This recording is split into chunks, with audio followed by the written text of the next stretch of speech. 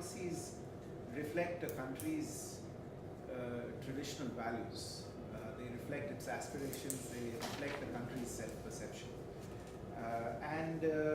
A foreign policy is really a tool to help any country achieve its domestic objectives, such as growth, prosperity, stability, development. So the most basic wellspring of a foreign policy is really the domestic policy of any country. And we in India are no different in this regard.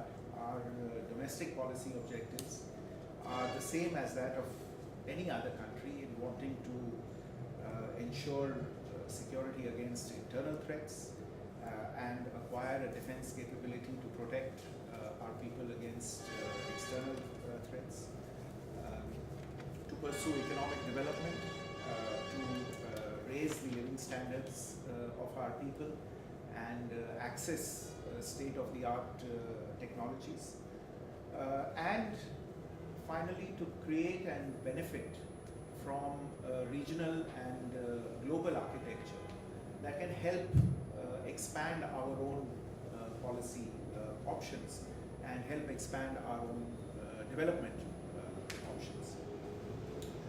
The strategies that one might use to achieve these broad objectives obviously depend on the external environment with which we are faced at any given point in time. And the external environment changes, and hence the foreign policy has to be quick on its feet to adjust to these changes. In India's case, I would say that the basics, and I here talk about independent India, so we are talking about a post-1947 environment. In our case, the wellsprings of our foreign policy have been shaped by our history, our philosophy, our traditions. Many of you would be familiar with Mahatma Gandhi, the father of our nation, the leader of our freedom movement, and I think a lot of his worldview helped shape the foreign policy of India and gave it a moral, ethical and philosophical basis.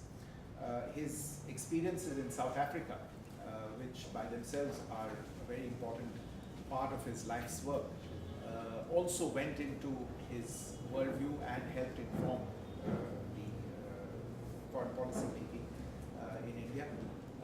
His disciple, the first Prime Minister of India, Pandit Jawaharlal Nehru, was then the real architect of the foreign policy, and it was not surprising, therefore, given this background, given Gandhi's experience in South Africa, given Nehru's own worldview, that the defining characteristics of a newly independent India's foreign policy were non-alignment, anti-colonialism, anti-racialism, non-violence, disarmament, and peace. In fact, Indian independence led to anti-colonialism being, so to speak, inscribed on the agenda of the United Nations, which had just been founded 2 years earlier, and India was a founding member of that organization. And you see within the next 2 decades a wave of decolonization taking place, not only in Asia and Southeast Asia, but also all across Africa, and large numbers of countries becoming independent there as a result. Drawing on these philosophical underpinnings, Nehru visualized an international system based on, basically on peaceful coexistence. And the principle that came out of this was the principle that is well known in Myanmar also, which is the principle of Panchsheel. And those who have followed Myanmar foreign policy will know that Myanmar was one of the first countries outside of India and China in the mid-50s that subscribed to the principle of Panchsheel. And Panchsheel or the Panchsheel basically is the 5 principles of peaceful coexistence. This and non-alignment are even today the central tenets of Myanmar's foreign policy. Any of you who walks into the Ministry of Foreign Affairs building in Naypyidaw will see this principle emblazoned on the wall in the lobby of the Ministry of Foreign Affairs of Myanmar. The other thing that happened immediately around the time of independence of India was the founding of the United Nations, and as I said, we were one of the founding members of the United Nations. The reason for us to base so much of our foreign policy direction in the United Nations was that the Prime Minister visualized that for a newly independent country, it would be important to have a rules-based international order, especially after the end of the Second World War. What muddied the calculation was the onset of the Cold War. And on account of the Cold War, you had a situation that threatened to shrink a newly independent country's hard-won space as a sovereign nation. And there was therefore the need to evolve practical measures to safeguard our interests. And the policy of non-alignment that was evolved at that time was essentially a practical measure and a creative solution to a strategic dilemma. Non-alignment is often, well, it's kind of disparaged as disengagement, and nothing could be further from the truth. What it involved was not disengagement, but an assessment of every situation on the basis of the interests that a country had, and then to take decisions based on that assessment, rather than blindly follow a policy because you happen to belong to the Eastern Bloc or the Western Bloc. And this quest for strategic autonomy continues to inform our foreign policy to this day. So this, I think, I would say is one of the building blocks of foreign policy today. So when we come to the modern times, the central tenets of our foreign policy continue to be guided by this desire to secure our development and our prosperity by preserving our options. But one very distinct sort of line that you now see in our foreign policy is to embed this in a larger regional context. And hence, two of the main strands of thought that have emerged about Indian foreign policy within the last half a dozen years are Act East and Neighborhood First. Act East, about which I'll say more later, is essentially the focus on Southeast Asia and the idea to convert our Look East policy into the Act East policy, and to focus much more of our attention towards our East. This was, in a sense, brought about not only in the early 90s, not only by the end of the Cold War. So you have one particular foreign policy perspective coming about as a result of the onset of the Cold War, and you have a different foreign policy perspective coming about as a result of the end of the Cold War. At the end of the Cold War, India realized that we also faced around the same time a very serious economic and foreign exchange crisis, and that led the leadership to look at other options. That was also roughly the time when Southeast Asia was growing by leaps and bounds. You had the talk of the tiger economies of Southeast Asia, and we realized that the weight of the world economy was shifting towards the East, and that we needed to pay greater attention to the East. So you had the Act East policy come into effect, or the Look East policy come into effect, but of course now with a lot of vim and vigor being infused into this policy in the more recent years. And the Neighborhood First policy is to prioritize our immediate environment, our immediate neighbors all around us. And essentially this is born out of the fact that there is a deep understanding in India that even as the largest and the most important economy in the region, we cannot grow sustainably unless everybody around us grows as well. So there is a well-held belief in the leadership in India today that we can't be an island of prosperity. We can't grow alone while countries around us continue to face difficulties of various kinds, political, economic, social, developmental, etc. So we have internalized this ethic of investing deeply within our immediate neighborhood in the development of countries in our neighborhood so that they may become prosperous. The fundamental understanding is that in their prosperity and stability lies our prosperity and stability, and that's where the focus on neighborhood first comes from. And what is happening therefore is that a policy response is being shaped whereby India is enabling its neighbors or providing opportunities for its neighbors to use our economic growth as an engine to promote their own development. And these opportunities have gone beyond the obvious ones that you might think of trade access and investment flows, etc., which has been going on for some time. But today they also constitute much deeper linkages of energy, of electrical grids, of communication, of transport networks, and much more fluid people-to-people exchange. And I can give examples in each one of these cases. What I want to do very quickly is to give you an appreciation of the vastly different international and very quickly changing international state system that we are now living in. And as I said, in the earlier part of how we need to change and react to situations.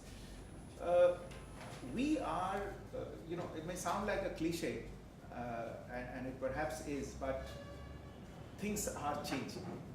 And we are living in a very different day and age as compared to the binary Cold War era. Even the 2 decades of the post-Cold War phase, which were marked by the seemingly unstoppable march of globalization, of open international trading systems, and unprecedented prosperity, came to a crashing halt in 2008 with the global financial crisis, and are giving way to something new now. You can see how globalization is in retreat almost everywhere.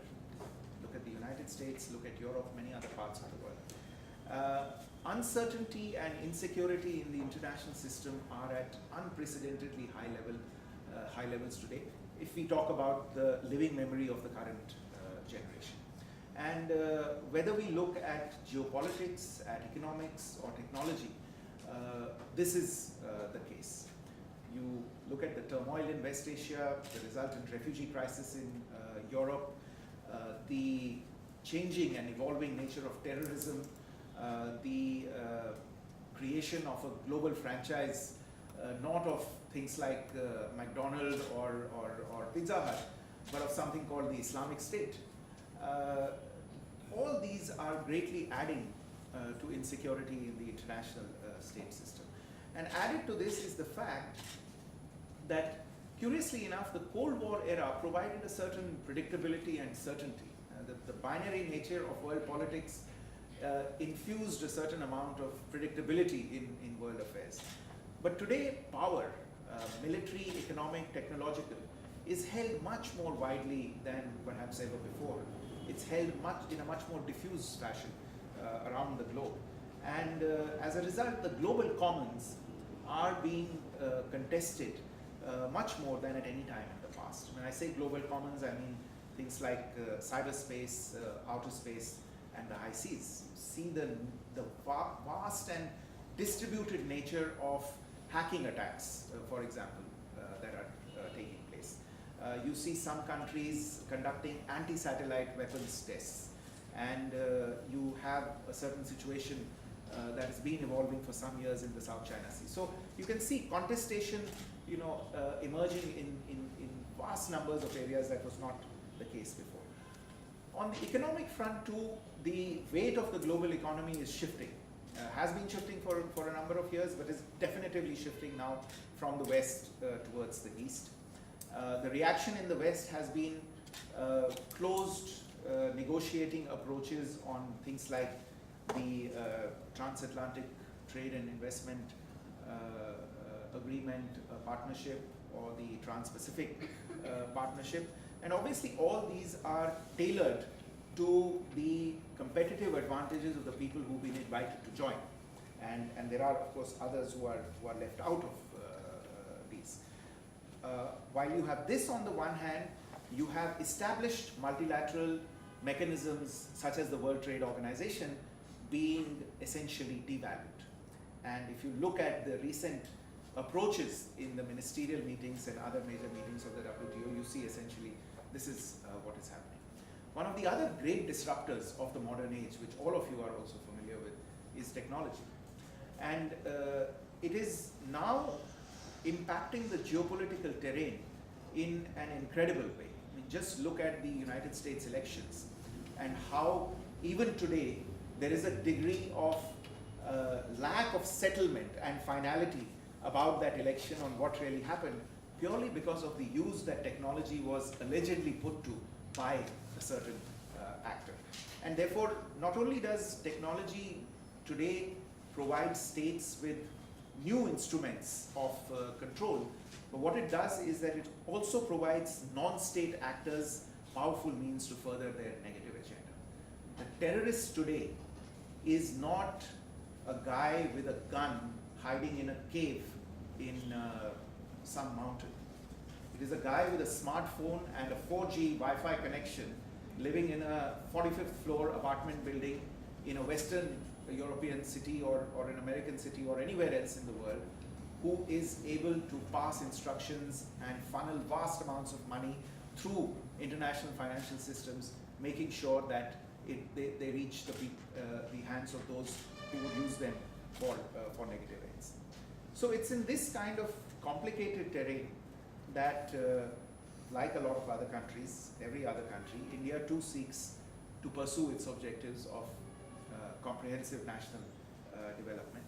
As I have said earlier, we remain convinced that the way for us to do that is to seek, on the one hand, a peaceful periphery and a stable and prosperous periphery, and a stable international environment that is supportive of our security, of our growth, and of our development. So therefore, we seek a reduction in regional tensions wherever they may be, and an open and democratized international order with effective global representative institutions. And over the last decade or so, this approach on our part has reflected itself in prioritizing development cooperation in our regional partnerships. So development cooperation has now become a very, very important part of India's bilateral relationships, especially in its immediate neighborhood. Whether it is related to building infrastructure or creating capacity, developing human resources, or setting up institutions, we have tried to share our resources and our expertise with our partners, secure in the knowledge that a peaceful, prosperous, and stable neighborhood is in everybody's interest. And while implementing such projects, we have ensured that they are first and most importantly in line with the developmental priorities of our partners. So we don't seek to impose a developmental agenda, but rather plug into a developmental agenda that our partner nation already has. We also seek to ensure that such developmental initiatives are fully respectful of the rule of law, of good governance practices, that they are transparent, that they result in a transfer of skills and technology to local populations, so that you don't have a helicopter phenomenon that you come in from the outside, do everything and leave without really having contributed to developing the local economy. And most importantly, that they are environmentally and socially responsible, and that they are financially sustainable and don't create unsustainable financial burdens for our partners. Now, these principles, these precepts are not just sound management principles. They are also essential parameters of responsible project development and responsible infrastructure development. You see a lot of talk about mega infrastructure projects being developed in various parts of this region, and it's important to have some principles at the heart of that development philosophy, at the heart of that development process. And the principles that I have just outlined are at the heart of India's development philosophy. This is how we implement development projects. There are many examples around the world and including in our own region of the kind of strife and misery that can result when these principles are ignored. And it is important, therefore, for us to follow these principles also with respect to fulfilling the sustainable developmental goals that all of us have signed up to in the United Nations. Now, let me move from the general to the specific and try and touch upon the bilateral relationship with Myanmar and how a lot of these broad general principles that I have spoken of find expression in the conduct of our relationship with Myanmar. It's worth noting that Myanmar is a key actor in both of our foreign policy priorities at the present moment. Act East, when we look east, we see Myanmar first. It's the land bridge for India to the ASEAN nations. It is through Myanmar that we can access the rest of ASEAN. And also neighborhood first. As you are all aware, we share a long land border of more than 1,600 kilometers with this country. And it's no secret either that both our countries share a heritage of religious, cultural, linguistic, historical and ethnic ties. The shared heritage of Buddhism provides us a foundation on which relations have been built for nearly 2,000 years. In a more modern phase, both our countries have been together in the colonial struggle, and in fact, in the formative years of our colonial struggle and our independent existence, our ties were cemented by leaders on both sides, by Mahatma Gandhi and General Aung San, also with Prime Minister Nehru and Aung San, U Ottama and Netaji Subhash Chandra Bose, and Prime Minister Jawaharlal Nehru and the first Prime Minister of Myanmar, U Nu. In fact, in January 1947, General Aung San stopped over in Delhi on his way to London for negotiations on then Burma's independence with the Attlee government in the UK. What all these linkages have done is to have contributed to a reservoir of goodwill between our peoples, and this is a reservoir that I feel can help in the future not only to build a new basis for our relations, but also correct some distortions in our previous history and help us steer through this phase of Myanmar's transition when this country is looking to achieve national reconciliation and develop its economy. And as a friendly neighbor and as a development partner, India has always stood beside the people of Myanmar with support and assistance, whether it is in the aftermath of natural disasters or any such thing. And we now, in the new phase, look forward to working with the new government that has come to power after the elections of 2015 in the areas that the government has prioritized, areas such as infrastructure development, energy, transport, connectivity, capacity building, education, and healthcare. And I go back to what I said earlier of how we have prioritized development cooperation in each one of our neighboring relationships. And Myanmar offers an excellent example of how development cooperation occupies the lion's share of our bilateral sort of footprint over here. Our development portfolio in Myanmar is worth nearly $1.75 billion. The bulk of it based on grant and aid assistance, and a smaller portion based on concessional finance assistance. Some of the very important projects that India is executing in Myanmar include the Kaladan multimodal transit transport project, which I dare say, once it's ready, which should be within the next 3 to 4 years, will change the landscape as we see it. It will unleash economic and developmental forces that have the potential to change fundamental, some of the economic and social fundamentals of the areas through which this corridor will pass.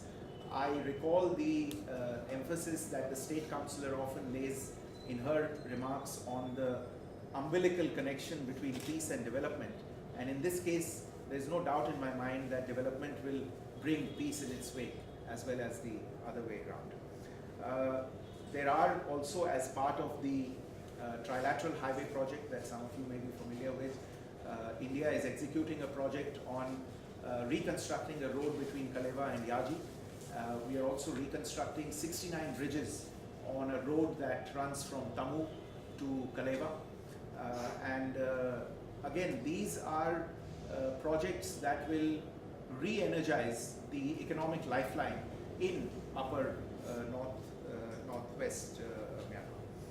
Apart from this, as I said, moving beyond the hard infrastructure projects, we have laid a lot of emphasis on developing soft infrastructure as well, and that relates to the building of human resources, the creation of capacity. I would say two of the best institutes in Myanmar. Firstly, the Myanmar Institute of Information Technology, which is in Mandalay, which has been set up with Indian assistance, is today probably one of the best regarded IT education institutes in Myanmar. And at the same time, in the Yezin Agricultural University, we have set up ACARE, the Advanced Center for Agricultural Research and Education, again a state-of-the-art agricultural research institute in the country. Both of them contributing to the building up of capacity in Myanmar. Apart from this, in a number of areas, including in Yangon itself, we have promoted the study and training in the fields related to information technology, to IT, to education, English language, entrepreneurial development, and these are ongoing. We have set up industrial training centers in Pakoku and Minjan. We are setting up 2 more in Moiva and Taton. We have contributed to shoring up facilities in hospitals in Yangon, in Moiva, in Sitwe. In the cultural space as well, because that's a very important part of the national makeup. The Ananda Pagoda in Bagan has been restored to its former glory through a painstaking project undertaken by the Archaeological Survey of India. And if any of you haven't seen the Ananda Pagoda in recent years, I really recommend a trip there. It is well worth a visit. And as I said, we have also always been practically the first responders whenever a humanitarian emergency or a disaster has unfortunately struck this part of the world.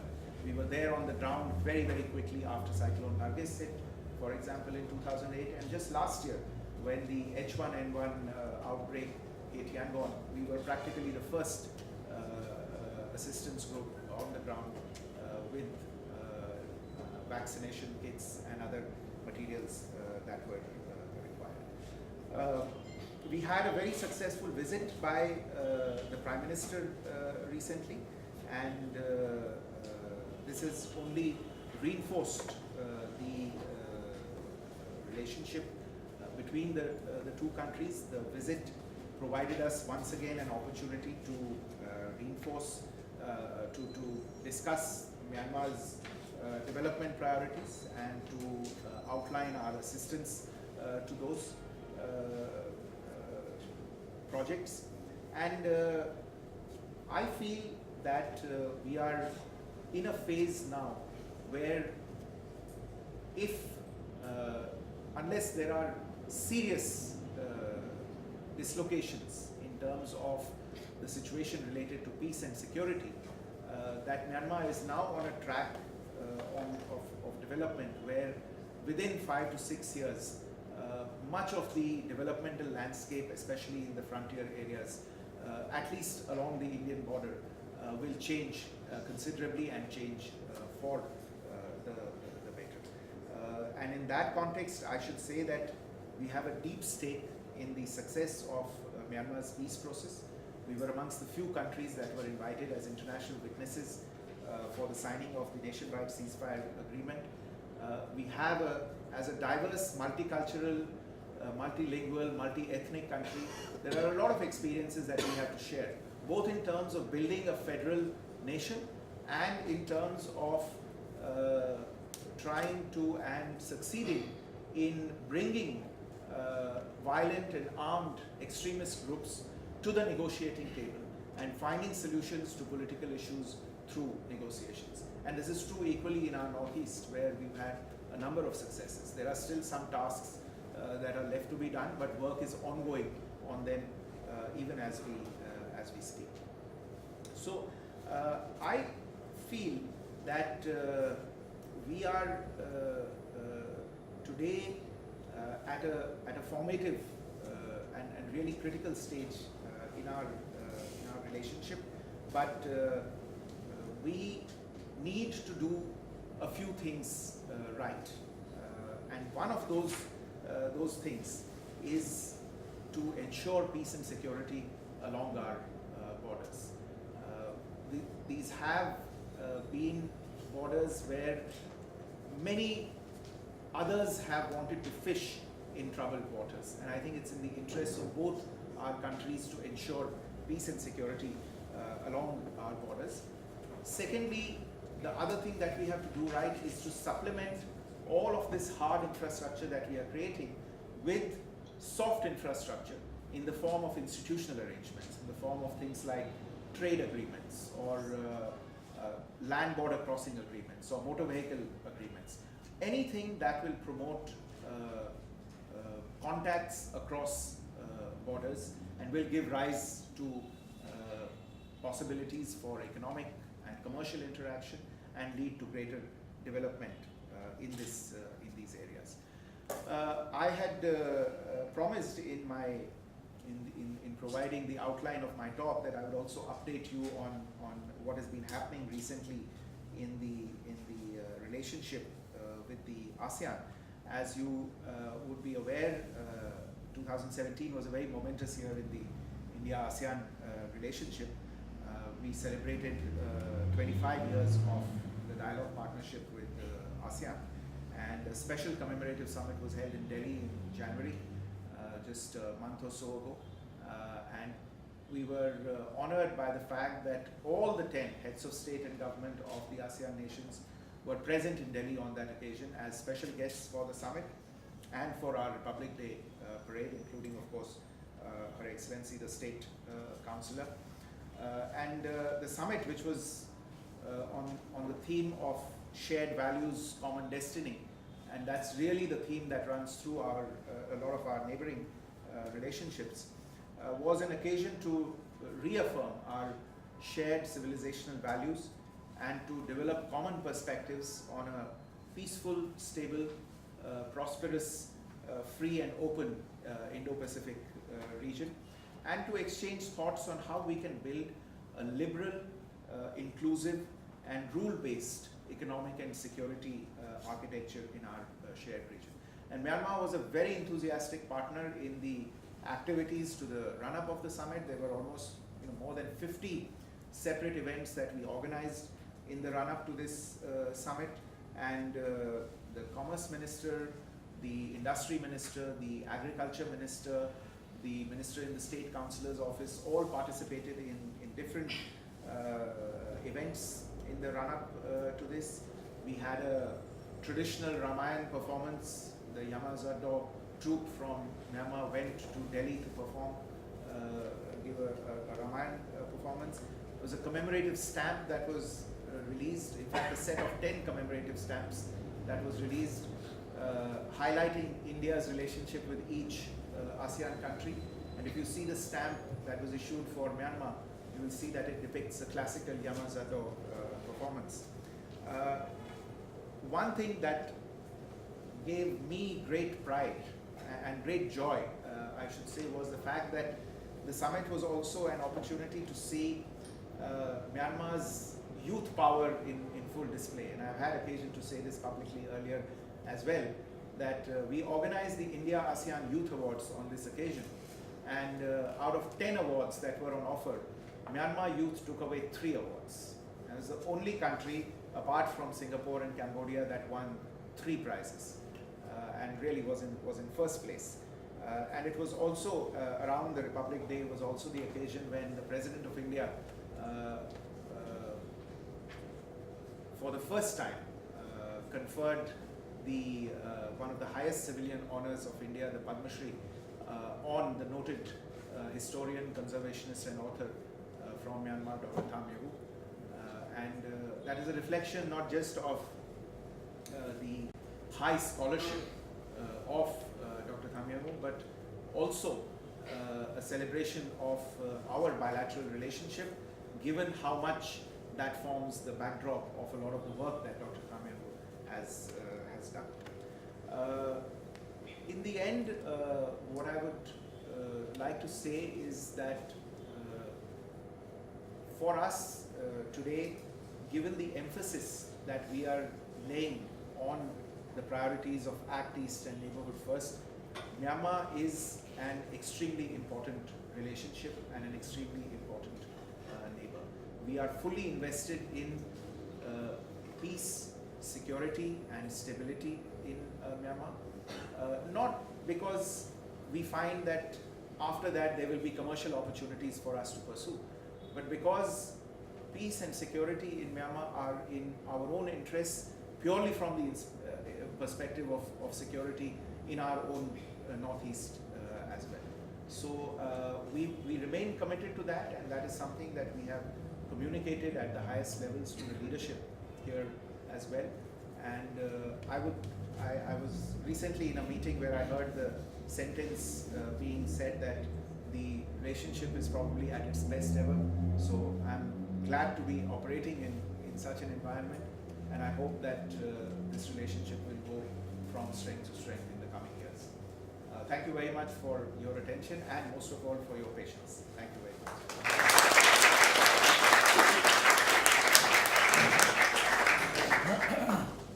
Thank you, sir, for your very informative speech and insights. Now, I would like to know if the audience has some questions, please. Mike. Good evening, Your Excellency. In the beginning of your talk, you happened to reflect upon the India's position as far as its non-aligned movement or principles of Panchshils were concerned. And we understand that the socialistic structure of India's polity dwelled upon it and flourished from there.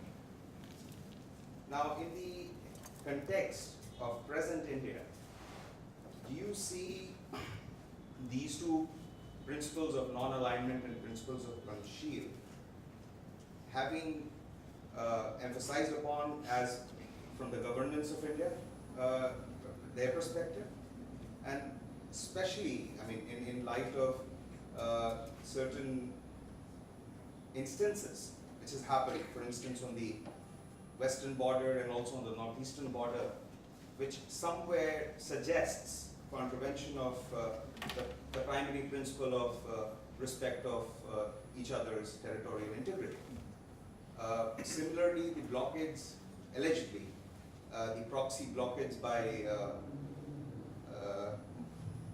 the Tarai region issue which happened, that somewhere goes on to defy non-interference in each other's internal affairs as far as principles of Panchshil. So if you could throw some light on how India stands today, what were the reasons of what happened, and how it would how would you distinguish if you hold that principles of Panchshil and non-aligned moment are still relevant today for India? And as far as non-aligned moment is concerned, do you consider agreements like logistic agreements with USA or similar other agreements to be somewhere a diversion from the basic foundation of non-aligned moment? So I don't see a contradiction, and I don't see a contradiction primarily because, as I said, a lot of theorizing about non-alignment has perhaps missed what its strategic intent was. As I said, soon after non-alignment was propounded as a principle, I think it was probably the fastest policy to be misunderstood in the history of misunderstanding of policies. One of the national security advisors of the United States, I don't recall whether it was Dulles, who went on to say that non-alignment is evil. So what I would say is, without going into an exegesis of the policy itself, is to repeat really that non-alignment came about by itself, came about in a particular international context. It was a response which may not have been there had the world turned out differently soon after, or how we saw it at the time of independence. Remember that India signed on to the UN Charter in 1945, a full 2 years before we became independent. We signed on because Nehru and other leaders of India thought at that time that as a newly independent country, it would be in our interest to function protected by an international rules-based order. What we had not calculated at that time was, which was also the year that the Second World War was ending, that we would become independent in 1947 and the Cold War would practically coincide with that, the outbreak of the Cold War. And what the outbreak of the Cold War did, with its distribution of the world between the Eastern Bloc and the Western Bloc, and countries that were not strong at that time, and we were by no means a strong country at that time, would obviously find their foreign policy options and their security and defense policy options to be constrained. You would have to toe the line of one group or the other. If you subscribe to bloc politics, if you went with the flow of Cold War theology. Non-alignment in that context was a practical and a strategic, I would say, and creative response on the part of Nehru to a strategic dialogue. How do you preserve the policy options, both in terms of preserving our internal security and preserving our external security, the threats to which were already becoming clear even in 1947-48. How do you preserve that in this kind of an environment where the world is breaking up along ideological lines? Again, I emphasize, non-alignment did not mean disengagement. It did not mean a retreat from world affairs. In fact, India's conduct in the years after independence was, if anything, it was the opposite. We were at the forefront of the decolonization movement in the world. It is to India's credit that decolonization got on to the United Nations. We were on the forefront of the disarmament movement, the nuclear disarmament movement. Again, it is to India's credit that disarmament got inscribed on the United Nations agenda. So we were, in fact, countries trusted us to have us serve on the Indochina Commission in Cambodia and in the commission in the post-war phase in the war in the Koreas. So you have a country that is fully engaged in international politics. It is not non-aligned in the simplistic interpretation of the term. So I would say that the policy worked very well for India at that particular point in time. Today, in academic circles, you find mention of something called non-alignment 2.0. But today, what does non-alignment look like? Essentially, what we are doing is we are still following the basic precepts and tenets of non-alignment. We are not in any camp. We are not taking any decisions because the more powerful countries in that camp have taken a particular decision. We are not going to war in a particular country in the Middle East just because there are a dozen powerful countries that have decided to go to war in the Middle East. So we are continuing to examine each and every issue on its merits and then taking a decision on those merits. If that necessitates our entering into certain agreements that we feel enhance our interests, our national interests, that protect our principles and also help us secure our national interests, then we will enter into those agreements. We are, after all, living in a very different world. That was also the purpose of my, describing the way in which the world has changed. So, what happens on our western borders or what happens on our northeastern borders, they all have a very specific context.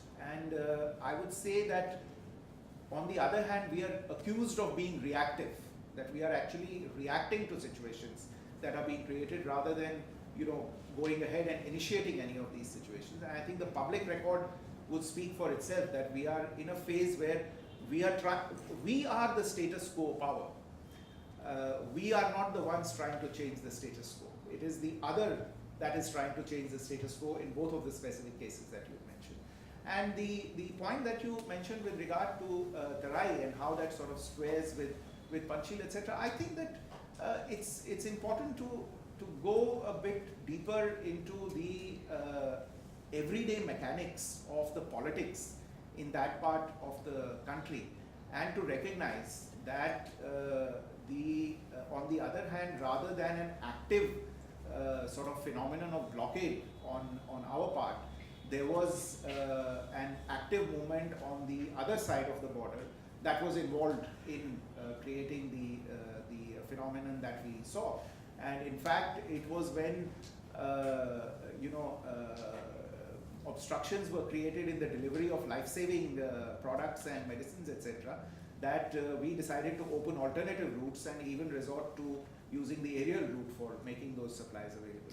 So I think it's important to keep that in, while we respect, of course, the fundamental principles, because we recognize that that is something that is in our interest as well. So we would not want to get into that kind of a situation, despite, in the context of some other developments that are happening around our borders, many powers and many interests goading us into, moving into that phase. But we will obviously do things that respect both our principles and are in our interests. So I think we are trying to adjust to new situations, but at the same time we do remain firm and wedded to the basics of the principles of our foreign policy.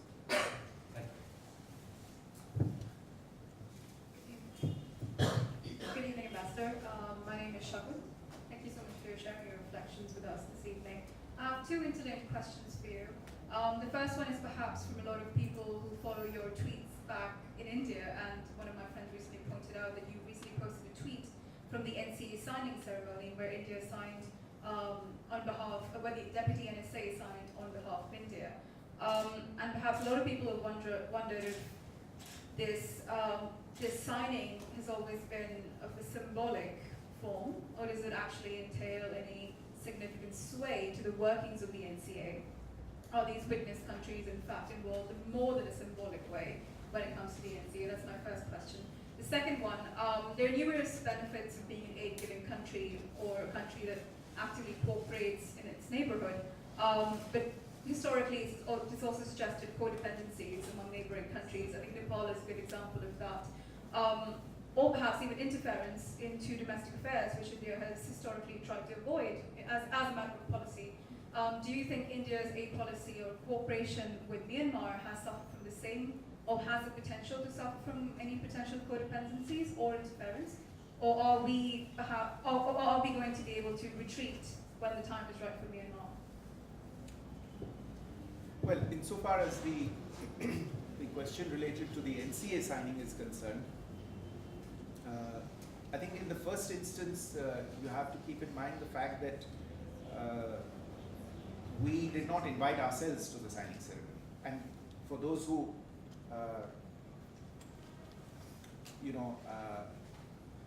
I don't know whether your friends are also guilty of the same, but a lot of other people who reacted to my tweet could easily have been blamed for not studying history. Because it's not the first time that we were appearing at an NCA signing ceremony. We did so when the original nationwide ceasefire agreement was signed in November 2015 or October 2015. And our national security advisor had signed on that occasion. So we were carrying on with something that we had committed to earlier. But to go back to my original point, we did not invite ourselves to the signing ceremony. We were asked as part of a special group of countries that Myanmar trusts in and has more than just the passing discussion on issues that relate to its security and stability. And we feel obviously honored to be counted amongst that select group of friends. Insofar as is it just symbolic, I personally don't think so. Perhaps the Myanmar government can also address that question, but I certainly don't think that it is symbolic. Yes, what are the consequences that the accession to the of more and more groups to the NCA will have? Only time will tell. We will see where the peace process goes. But any advance in the peace process is to be welcomed. The lesser groups that are in a state of conflict or hostility with the government, the better it is.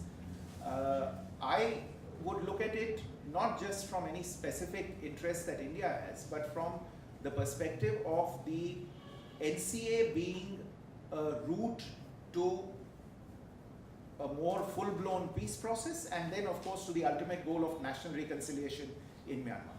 And all of those are values that we hold dear.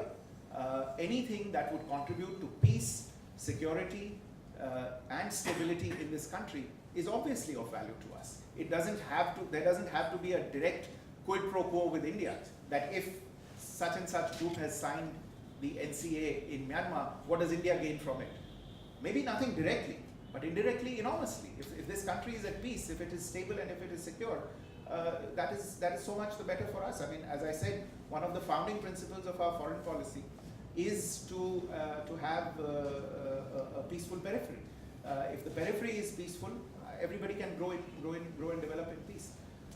As to your second question on whether aid creates dependency, yes, it certainly does. I think the history of aid around the world is strewn with examples of how if aid executed wrongly or without attention to certain basic principles can go horribly wrong. And there are many examples from around the world that you can look at, including in our own region. This is the reason that I mentioned in my remarks very briefly that it's necessary to have a philosophy about aid. What is it that your aid is trying to do? Are you serving your own priorities, or are you serving the priorities of the partner country to whom you are providing aid and assistance? And in India's case, I would say very clearly and without any doubts that our assistance, at least here in Myanmar, is in no danger of creating unnecessary dependencies. In fact, we see a lot of the aid and assistance programs as possibilities where mutually beneficial commercial relationships can be created. And why I emphasize the word mutually beneficial, because in a commercial relationship, unless there is mutual benefit, the relationship will collapse. Two businesses will not enter into a relationship that is not mutually beneficial. So where an assistance program can create a mutually beneficial commercial relationship, that is all to the good. But we are very careful that our assistance programs and the specific assistance programs that we take up are not ones that create this kind of aid dependency. This is the reason why, say, and I'll give you an example, the Myanmar Institute of Information Technology.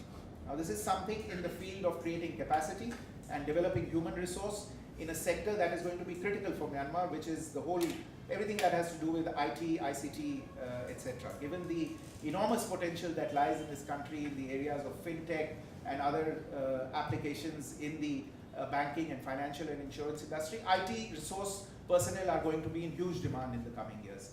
Now, the model for developing this has been that a building has been built, the hardware has been created, the infrastructure has been created, you now need people. A lot of professors have come from India to teach. Now, if this were a model where the institute were being kept afloat by only Indian teachers and Indian professors teaching, then we would be guilty of creating the kind of aid dependency that you're talking about. The moment the Indian professors go back, the university shuts down. But that is not how this is working. There are Myanmar professors who are being inducted, working as understudies and then operating independently and teaching courses at the Myanmar Institute of Information Technology. There is a very serious faculty development program that is ongoing, where faculty selected from different IT universities in Myanmar is sent to India, to the IIIT in Bangalore, and comes back and teaches not only at the MIIT in Mandalay but in other institutes as well. And we are very soon starting an in-house faculty development program in MIIT itself, which will take in more people from all across Myanmar and develop the human resource here. The idea is, and in any case, the MOU under which this has been set up is a time-limited MOU. So in 2 to 3 years, unless the government of Myanmar requests, the Indian professors will go home, and the institute will run with Myanmar professors. So there is, I would say, no danger in many of the projects that we've created, or the ones that we are assisting with, any danger of aid dependency being created. However, if projects are not done right, if infrastructure projects are not done right, you do run the risk of developing projects that are not in line with the priorities of the host country, that do not result in a transfer of skills or technologies to local populations, that flout environmental and social guidelines, and that eventually end up creating unsustainable financial burdens. And those can then lead to political and strategic problems of a much more serious nature. We have consciously avoided those pitfalls, and I don't think there are any development projects that we have done in the neighborhood where someone can say that, you know, this project has created a huge strategic or other kind of dilemma for the host country. So I can think of more than one project in our neighborhood itself which you can say that about, done by other countries. Because of the time limitation, this will be the last question. I think you wanted to give the lady. Anyway, I think we can give the lady the last question. Okay. No, go ahead. Go ahead. A few years back, I happened to visit alongside Chin State as I was working on a solar project. Visited Chin State. Chin State. Yeah, Chin State, all over Chin State, and I visited also Tamil, and from Delhi to Tamil, the road is highly built by India, which is impressive to see. But when I got to Tamil, to my surprise, like the whole area is very underdeveloped. And I think there wasn't only the bordering city that I saw, which was a little bit underdeveloped, but also all across the border area between India and Myanmar is still very less developed compared to other, bordering cities like in Thailand, in China, and in Yaoundé. So I'm just wondering why the situation is like that. Although you briefly mentioned that there are some high constructed roads being built right now, I was just like, to my surprise, I was just thinking the whole opportunity was not utilized properly, while you can do a lot more, trading and other services as well. And also, I was trying to pursue the opportunity of going to India inland, but it was a bit of a challenge for me. And I think it is still a bit of a challenge these days. And having spoken with a few of my Indian friends, they mentioned that there might also be a reason that that part of India is very far away from the mainland, and also there's Bangladesh and in the middle, and so there's a bit of a barrier for India to make this area develop, like after West Bengal, like Manipur and Moreh and all these cities. I just like to know a little bit more about your feedback and your comments. You're right. I mean, I don't know if you're talking about the Myanmar side or the Indian side, if you've been across on the other side, but maybe at different levels. But there is no doubt that compared to the rest of the country, the bordering areas are at a considerably lower level of development than the rest of the country. Partly, I think the answer is to be found in the fact that perhaps in both countries, the frontier has been, has received some kind of stepmotherly treatment, and we've not realized the value in using frontiers not as dividing lines, but as zones where we can bring together people, in this case people who largely share ethnicities, cultures, religions, languages, etc. But I think things are changing, and changing at the rate of knots. The Northeast is, in India, is a huge government priority now, and every state in the Northeast is pursuing a dedicated development strategy. We recently had a very big summit in Guwahati, the capital of Assam, which was opened by the Prime Minister, and the Commerce Minister of Myanmar was a guest of honor at that event amongst many others.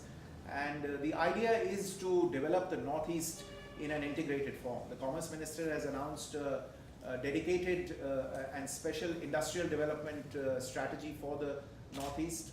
The Prime Minister has announced a large number of schemes in the Northeast that will involve the building of roads, airports, rail lines, and in fact you will see very soon under a scheme known as UDAN, which relates to bringing civil aviation to those corners of the country where it has not been seen before, connecting some of the less frequented destinations, start operating in the Northeast. So you'll have an airline that is going to be dedicated to serving the capitals in the Northeast. What needs to happen is, of course, a comparable thing from here, because going beyond the infrastructure projects that we are doing, the other developmental work is obviously the responsibility of the national government and the local and state governments on this side.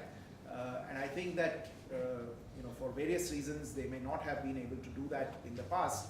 I go back to my emphasis that once these corridors are developed in terms of the basic infrastructure that is required, so the road that we have built, for example, and now the bridges that we are renovating and rebuilding in a sense on that sector, the new alignment of the India-Myanmar-Thailand trilateral highway that is also coming up in that area, you will see 5 years hence that the whole landscape will undergo a very big change. I can empathize with your sentiment about it being a challenge to make your way across the border. I saw no reason when I came about a year and a half ago as to why this should be a challenge for nationals of our two countries. And that's the reason why, I can share it with you in this room, that we've been working very hard over the last year and a half to put together a couple of pieces of soft infrastructure, as I call it, between the two countries. One part of it is a land border crossing agreement that will enable you who live in Yangon to be able to cross the land border in Tamil and go to Moreh and take a bus to Imphal and take a flight from there to Delhi rather than take some other route. And similarly, somebody living in Delhi to catch a flight to Imphal, drive to Moreh and cross the border in Tamil. This will be a huge change because right now only people living within 10 miles of either side of the border can use that border to cross. Nobody holding a passport and a visa can use the land border to cross. But hopefully once we have signed this agreement, which should happen in the coming months, if not weeks, then this is one big part of the problem that will be solved. The other part of the puzzle is a motor vehicles agreement. And we are already in discussions with the Myanmar government in trying to address that. Once you have a motor vehicles agreement, you can have both passenger and cargo vehicular traffic crossing the border. And it will lead to not just ease and convenience in terms of crossing the border for various purposes, whether it is social, educational, religious, health purposes, etc. But in the commercial space, it will open up enormous opportunities and many profitable avenues for business. For instance, take energy products, any kind of energy product. It would make far more sense for energy products to come from the northeast in India, where we have some of our largest refineries, to cross the land border and be distributed in upper Myanmar, rather than for those same energy products to come by sea, offload in Yangon, and then be trucked 1,000 miles to the north. The cost differentials would be quite significant to my mind. So a lot of work remains to be done, but this idea of using the frontier as a zone of development and a zone for cooperation rather than as a zone of exclusion where we kind of stay behind barbed wire fences on either side, to change this is something that we're doing. Not that the border is barbed wire, is fenced. This is thankfully one border that is not fenced, and it should not be fenced. But we are looking at creating or looking at the border as a zone of cooperation rather than as a zone of exclusion. Last question, young lady over here. Good evening. I'm Winnie with studying in Parami current student here. First of all, thank you for giving a speech in Parami. So there is the two questions that I really want to know about it. In your talk, you explain about like, how like the India is helping in education sector as well. You also talk about like peace and stability. The one thing that I really want to know is like what difficulties do you see that disrupt the social development of Myanmar as a whole, and how are you going to help through those issues in the future? And the last question is, it's about your perspective. I want to know your perspective based on like how do you see about the Myanmar current political situations in the process of peacemaking with the ethnic minorities in Myanmar? Yeah. I think you reserved the most difficult questions for the last. and these are probably deserving of a workshop on their own. But very briefly, I think on the social developmental aspects, I think there are tremendous challenges, primarily in the health, education, and capacity building areas.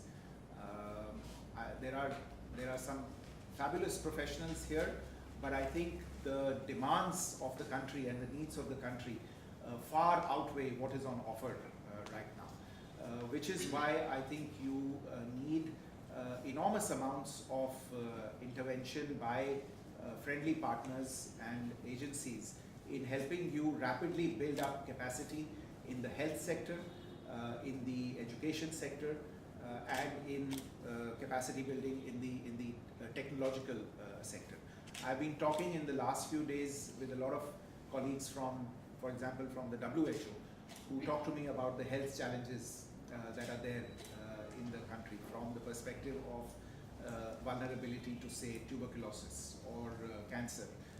Now, a lot of these things require dedicated and trained health cadres, healthcare professionals who can build a strategy for the country and ensure that you don't pay a developmental price because you've not been able to pay attention to these challenges. Similarly, education. I was talking to Dr. Chokutula earlier and mentioning how important it is to get educational policies right very early, in the beginning of your enterprise right here. One of the challenges that I see is that your school system, for example, is currently based on a K+10 model. Most of the world, at least most of the jurisdictions that I know of, are based on K+12. Now, while this may have served Myanmar's purposes for a long period of time, I'll tell you why it makes things difficult for me. India runs an educational support program by way of providing scholarships at the grad and undergrad level, postgrad level, undergrad and postgrad level, in its public universities. We provide a very large number, running in the thousands of scholarships to students from partner nations and countries. Now, we are unable to provide undergrad scholarships to students from Myanmar because there's a disjunct between the educational high school systems. You can't have a K+10 student eligible for a university education in a system that is based on K+12. The student is just not ready in terms of the course that is going to be taught in the university. Now, some private universities have found a workaround in this. They take students and they train them for about 6 to 9 months, and then they enroll them in their course. But for public universities, which are the ones that, because the private universities are paying, the public universities are the ones where we can offer scholarships. And I have had occasion to speak to the Minister of Education here and say that I am ready to offer 1,000 scholarships tomorrow, but if you have students that are ready to enter the university system that is based on 10+2 or K+12 system. I think those, I'm very encouraged by the fact that Myanmar has already taken a decision that it's going to move to K+12. And I think 2022, 23 might be the academic year in which the first students start coming out of that. You can be sure that India will be ready with a very large package of undergrad scholarships in that year. But we already provide a lot of postgrad scholarships, doctoral scholarships, and as many as 500 slots for training at various levels, which is technical training, because we run the Indian Technical and Economic Cooperation Program, where there are nearly 300 courses that are offered in 55 different institutes in India, and there are about 500 slots on offer for Myanmar, and people take those courses, which run from a few weeks up to a year, depending on what the course is. On the political one, I have to be honest. The peace process is something that eventually has to be conducted amongst Myanmar political actors. From the outside, we can offer suggestions, we can offer advice, we can, and in India's case, we usually offer advice only when we are asked to offer advice. We don't volunteer advice. But we can share a lot of experiences and expertise, because we see that a lot of the issues that you are dealing with are issues that we are familiar with. As a multicultural, multi-religious, multilinguistic country, we have faced the same kind of tendencies that you see in many of the ethnic areas in different parts of the country, in the south, in the north. Today, the remnants of those kinds of tendencies in the northeast, in all of which work is in progress, to resolve all of which work is in progress. And we can share, the one saying that is famous about India is that we kill our insurgencies on the negotiating table. So we find a way to resolve ethnic disaffection through the dialogue mechanism and through the negotiating process. So, but the negotiating record in itself is extremely interesting, and I think you may benefit from sharing in that record, and we can offer those. The other thing is that, the peace process eventually is also a waypoint onto constructing what is generally described as a federal democratic union. So the issue of federalism is much discussed and hotly debated in various constituencies. And you have to make your own choice of what kind of federal system you will adopt. There are any number of systems that are on offer on the menu of federal systems. We have one, and again, it is up to you to decide whether your peace process might benefit from sharing in our experiences on how we have run a federal system, how we came upon our federal system, and how we have utilized the flexibilities offered in our constitution to be able to absorb the shocks that any federal system will suffer from time to time. And I think those would also be useful to share from your perspective. But at the end of the day, I think that the peace process is something that has to be pursued by Myanmar actors, by leaders in this country, and all that needs to be done is that it needs to be pursued on the principles of justice, equality, and dignity. I mean, these are basic principles in any kind of any such negotiation. And I think if you follow those, you will find that you will end up with a good result at the end.